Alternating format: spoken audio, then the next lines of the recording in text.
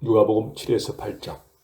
누가복음 7장. 예수님은 이 모든 말씀을 마친 후에 가버나움으로 가셨다. 그때 어떤 장교의 신임받는 종이 병들어 거의 죽게 되었다. 장교는 예수님의 소문을 듣고 유대인 장로 몇 사람을 예수님께 보내오셔서 그의 종을 좀 고쳐달라고 간청하였다. 그들이 예수님께 와서 이 사람은 주님의 도움을 받을 만도 합니다. 그는 우리 민족을 사랑하고 휘당까지 지어주었습니다 하고 간청하였다. 그래서 예수님은 그들과 함께 가셨다. 그의 집 가까이 이르렀을 때 장교는 친구들을 예수님께 보내 이렇게 전하게 하였다. 주님, 수고하지 마십시오. 저는 주님을 제 집에까지 오시게 할 만한 자격이 없습니다. 그래서 감히 나가 배울 생각조차 못했습니다. 그저 나으라는 말씀만 한마디 해주십시오. 그러면 제 하인이 나을 것입니다. 저도 이 사람을 모시고 있고 제 아래에도 부하들이 있어서 제가 부하에게 가라 하면 가고 오라 하면 오고 제 하인에게 이 일을 하라 하면 합니다. 예수님은 이 말을 듣고 그를 갸륵하게 여기시며 따라온 사람들을 향해 말씀하셨다.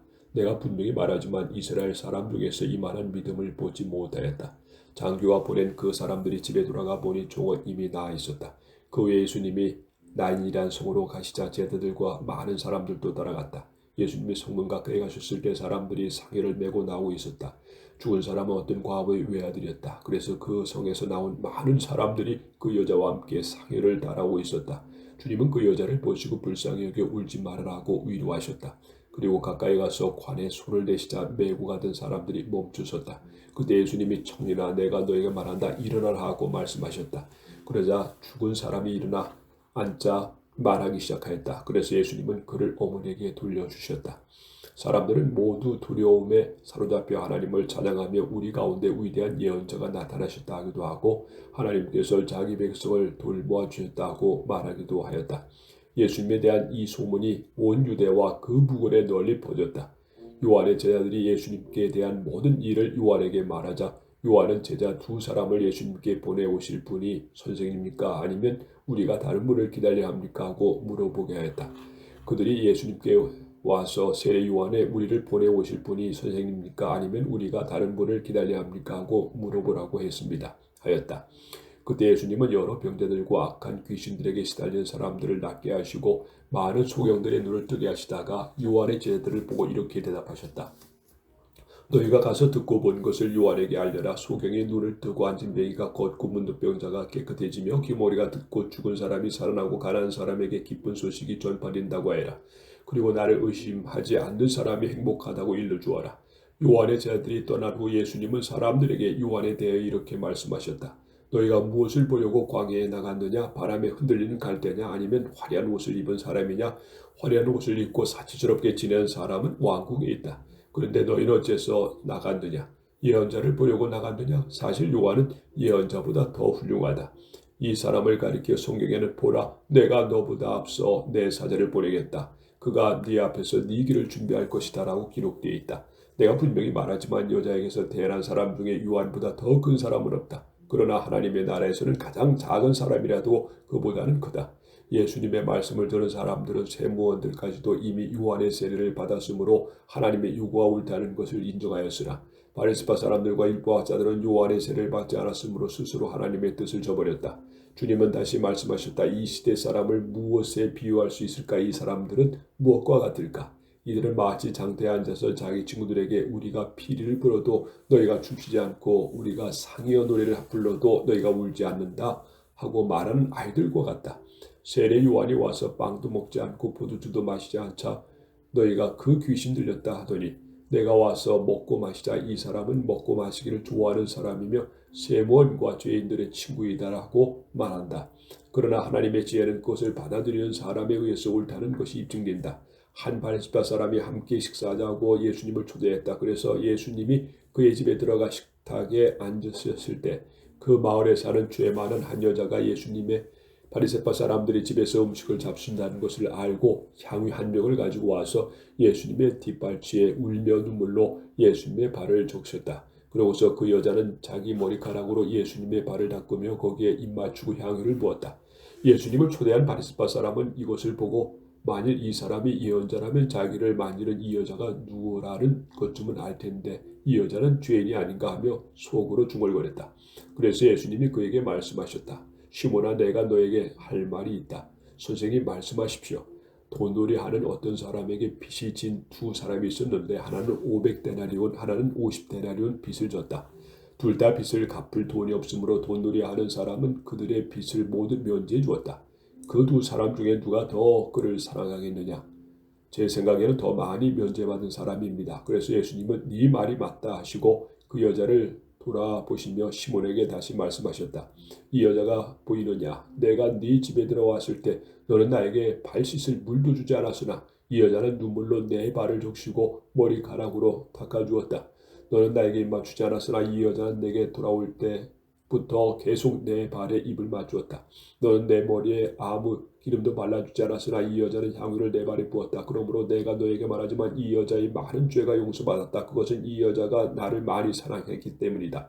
그러나 적게 용서받은 사람은 적게 사랑한다. 그래서 나서 예수님은 그 여자에게 네 죄는 용서받았다고 말씀하셨다. 예수님과 함께 식탁에 앉아있던 사람들은 속으로 이 사람이 도대체 누군데 남의 죄까지 용서를 주는가 하며 수군거렸다. 그러나 예수님은 그 여자에게 네 믿음이 너를 구원하였다. 평안히 가거라 하고 말씀하셨다. 누가복음 8장. 그 후에 예수님은 여러 도시와 마을을 다니시며 하나님의 나라를 선포하시고 기쁜 소식을 전하셨는데 12 제자도 동행하였다. 또 악한 귀신들과 여러 가지 병에서 고침을 받은 여자들도 예수님과 동행하였다.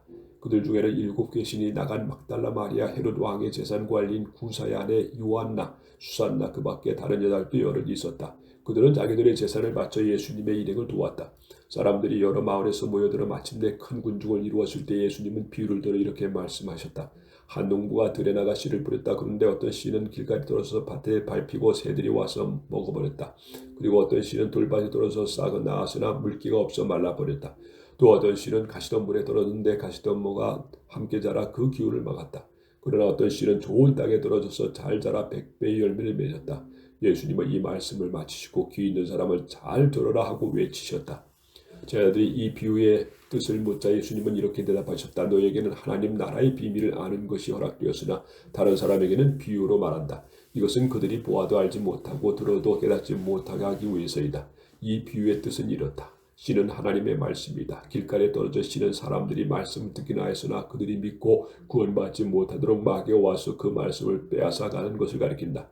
돌밭에 떨어진 씨는 말씀을 들었을 때 기쁨으로 받아들였지만 뿌리가 없으므로 잠시 믿다가 시험을 받으면 떨어져 나가는 사람을 말한다.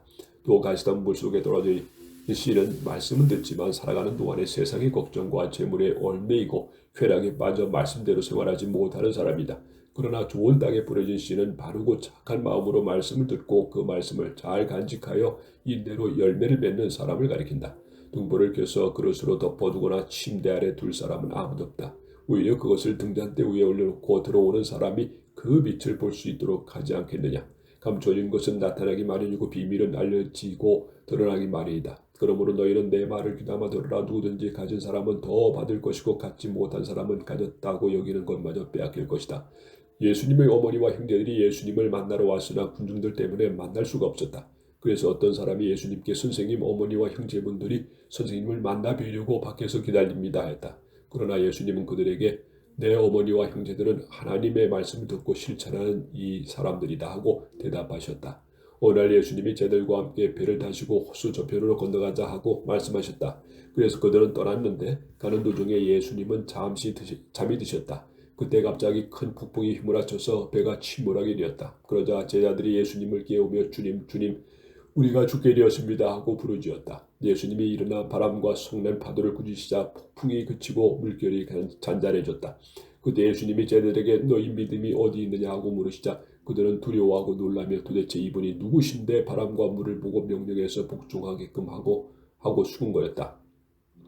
예수님의 일행은 갈릴리 건너편 거라사 지방에 도착하였다. 예수님은 육지에 내리셨을 때 그 도시에 사는 귀신 들린 어떤 사람과 마주치게 되었다. 그는 오랫동안 옷을 입지도 않았고 집에 뛰쳐나와 공동묘지에서 살았다.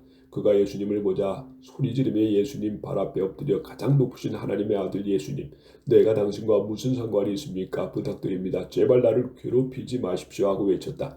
그것은 예수님이 더러운 귀신에 그 사람들에게서 나가라고 명령하셨기 때문이다. 귀신이 자주 그를 사로잡기 때문에 쇠살과 쇠고랑으로 그를 묶고 지키는데도 그는 그 모든 것을 끊고 귀신에게 몰려 광야로 뛰쳐나가곤 하였다. 예수님이 그에게 네 이름이 무엇이냐고 물으시자 그는 군대입니다 하고 대답하였다. 이것은 그에게 많은 귀신이 들어가 있었기 때문이었다. 그리고 귀신들은 예수님께 제발 무정갱으로 들어가라는 명령만은 하지 말아달라고 간청하였다. 마침 그곳에 사내는 많은 돼지떼가 풀을 먹고 있었다. 귀신들은 돼지떼 속이라도 들어가게 해달라고 간청하였다. 그래서 예수님이 허락하시자 귀신들이 그 사람에게서 나와 돼지떼 속으로 들어갔다. 그러자 돼지떼가 가파른 비탈로 내려달려 호수에 빠져 죽고 말았다. 돼지를 치던 자들이 이것을 보고 도망하여 읍내와 촌에 이를 말하자 사람들이 일어나 이를 보고 모여들었다. 그들은 귀신 나간 사람이 옷을 입고 맑은 정신으로 예수님 앞에 있는 것을 보고 두려워하였다. 그 일을 지켜본 사람들이 어떻게 해서 귀신 들린 사람이 낫게 되었는가를 이야기해 주자 고라사 지방 사람들은 크게 두려워하며 예수님께 그 지방을 떠나달라고 간청하였다. 그래서 예수님은 뒤돌아가려고 배를 타셨다. 그때 귀신 나간 사람이 함께 가게 해달라고 간청하였으나 예수님은 그를 돌려보내시며 집으로 돌아가 하나님께서 너에게 행하신 큰 일을 이야기해 주어라 하고 말씀하셨다. 그래서 그는 곧 가서 예수님이 자기에게 행한 큰 일을 온 마을에 알렸다. 예수님이 돌아오시자 기다리고 있던 사람들이 영접하였다. 그때 야이로란 희당장이 와서 예수님의 발 앞에 엎드려 자기 집에 와 주기를 간청하였다. 이것은 12살쯤 되는 그의 외딸이 죽어가고 있었기 때문이었다. 그래서 예수님이 가시는 군중들을 마구 밀쳤다. 그때 군중 가운데 12년 동안 피를 흘리며 앓던 한 여자가 있었다. 그녀는 여러 의사들을 찾아다니며 치료를 하느라 자기 재산을 다 허비하였으나 그녀를 고칠 수 있는 사람은 아무도 없었다. 그 여자가 뒤로 가서 예수님의 옷자락을 만지자 흘리던 피가 즉시 멎었다. 이때 예수님이 누가 내 옷을 만졌느냐 하고 물으시자 모든 모른다고 하였고 베드로는 주님 사람들이 이렇게 밀치고 있는데 어떻게 알겠습니까 하고 대답하였다.